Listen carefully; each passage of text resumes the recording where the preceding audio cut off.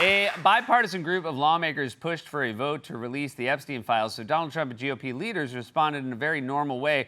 They shut down Congress and said Barack Obama should be arrested. For more on this, it's time for a closer look. Donald Trump has been desperately trying to get everyone to move on from the Jeffrey Epstein scandal, and it seems to be working. And so tonight, we'll be focusing on a completely different issue, infrastructure, the nation's roads and bridges. And what's that? Sorry?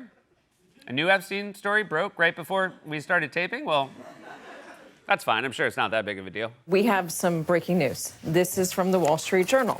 Justice Department told Donald Trump in May that his name is among many in the Epstein files. Again, this is from the Wall Street Journal, and I'll read a little bit from the article. When Justice Department officials reviewed what Attorney General Pam Bondi called a truckload of documents related to Jeffrey Epstein earlier this year, they discovered that Donald Trump's name appeared multiple times, according to senior administration officials.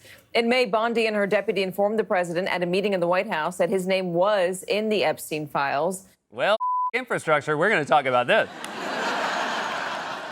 You know, the hardest part of that meeting was everyone having to pretend to be surprised. Mr. President, we have some shocking news. Your name is in the Epstein files. I mean, I can't believe I was only friends with him for what, 15 years?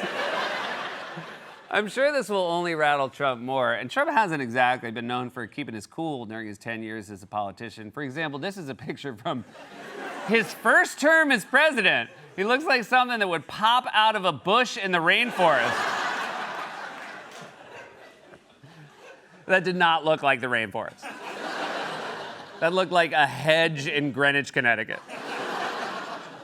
But even with his established history of unraveling, the last few weeks he seems to be losing his in a new, sustained way over the Epstein scandal. A Trump ally told Politico, POTUS is clearly furious. It's the first time I've seen them sort of paralyzed. All right, well, I don't know if it's the first time he's been paralyzed. I mean, one time he literally got stuck in a hallway with Ben Carson. Do you remember that classic moment from 10 years ago when Trump didn't hear his name announced at a debate, so he just stood in the hallway until the moderators coaxed him out like a cat stuck in a tree. And then when he finally did come out, the entire Republican Party said, ooh, we like you. Imagine how much better off the world would be today if we just left him there. You know, he'd still be in his little hallway and check in on him every once in a while like a tiger cam at the zoo. Trump's been fiercely attacking his own MAGA supporters for asking about the Epstein files to the point where MAGA pundits are trying to convince Trump they still love him. This is what I'm telling the president, both privately and publicly, is that the base cares about this, not to get you. The base cares about this, not to try to take you out. The base cares about this because they have your back. The base cares about this because they have your best interests at heart. The base cares about this because we are defending you. It is so funny to me how these guys are missing all the hints Trump is sending their way. They keep saying, we want you to release the Epstein files to help you. And Trump's like, trust me, I've seen the files, it's not gonna help. They told me in May, my name is in the files. Also, when are these guys gonna learn? Donald Trump doesn't care about what you care about. You thought he was gonna bring down inflation, deport violent criminals, and release all the Epstein files. Inflation's heating up. He's putting innocent people in camps, and he's in more pictures with Jeffrey Epstein than Hall is with Oates.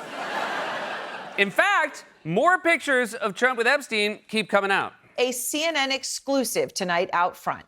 K-File has unearthed photos of Jeffrey Epstein that we've never seen, and they shed new light on his relationship with President Trump. One of the photos that K-File found confirms that Epstein actually attended Donald Trump's wedding to Marla Maples. This is the proof that Epstein attended Trump's wedding at the Plaza Hotel in New York. And in the photo, what you see is Epstein entering the Plaza Hotel. The wedding date of this is December 20th, 1993. Okay, I know this isn't the point, but a December wedding? 5 days before Christmas. I thought to myself, who wants to go to a wedding the Saturday before Christmas? And then I thought, I better check. And it turns out it was a Monday. Trump has always been so cheap. A New York Monday wedding in December. What was for dinner? Yesterday's shrimp? So MAGA's trying to reconcile the cognitive dissonance between their loyalty to Trump and their demand to see the Epstein files. Meanwhile, Trump's press secretary is insisting that Trump still loves his base, despite calling them stupid. Is the president satisfied that his own supporters are not heeding his call to let it go and to move on? I know the president would reject that. The president is the creator and the leader of the Make America Great Again movement. It's his baby that he made. It's his baby, totally a normal expression. It's his baby that he made, something an insane drunk woman yells on an episode of Cops. Make him pay child support, it is his baby that he made.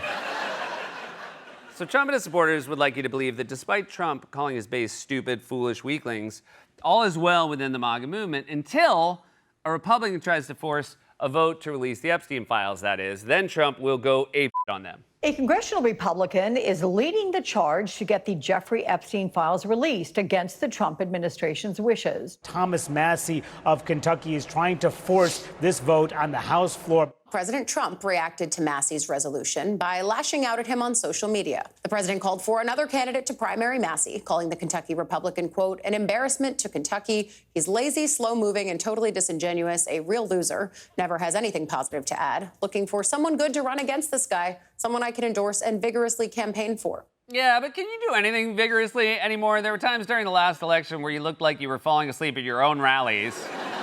That's why he's got that hat pulled down over his eyes. Classic Weekend at Bernie situation. That explains the way he dances to YMCA. He's fully passed out and someone off stage is using strings to control his arms. Here, watch. I'll show you how it works. Also, I have to point out, it's always so funny to me when Trump describes someone else as lazy and slow-moving, which are obviously the most accurate ways to describe Donald Trump. I mean, he moves like his entire diet consists of eucalyptus leaves. Even if you're a Trump fan, you can't deny that he lumbers like Frankenstein with an ACL tear.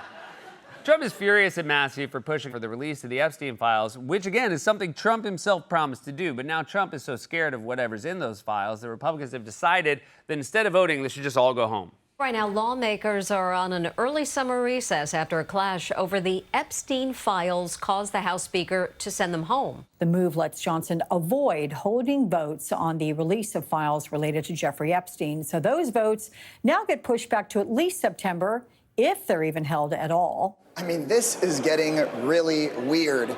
Not only is he shutting down the House until September, he's canceled substantive votes all week because Trump and Mike Johnson do not want a vote on releasing the Epstein files. And it really begs the question, what the heck is in these files? Yeah, it does. The more you try to hide something, the more people want to see what it is. That's why people still talk about Area 51, and you never hear about the other 50 areas.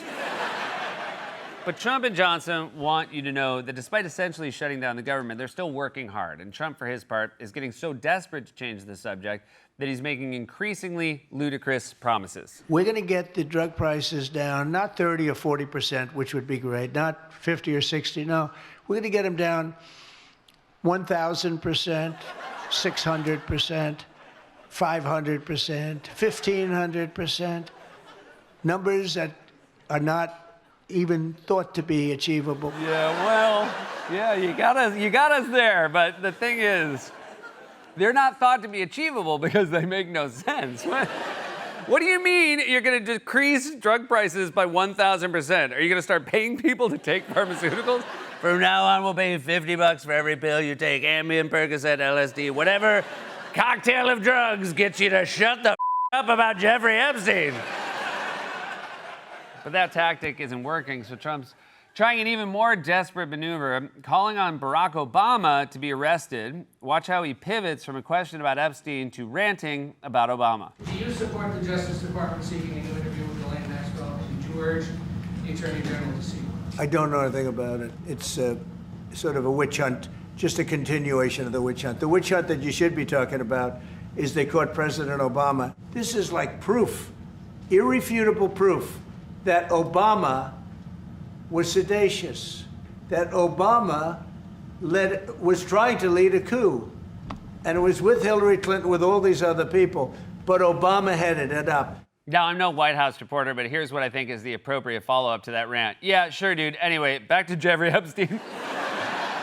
Seriously, just keep asking him questions about Epstein. For example, what was his wedding gift to Trump? Was it a set of embroidered towels that say, I know nothing about Jeffrey Epstein, wink, wink, wink? It's so insane for the guy who led an actual insurrection at the Capitol to accuse anyone else of seditious behavior that I don't even think it's worth spending time on, especially since he himself can't even say the word. Sedacious. He pronounces it like Bill and Ted. Totally sedacious.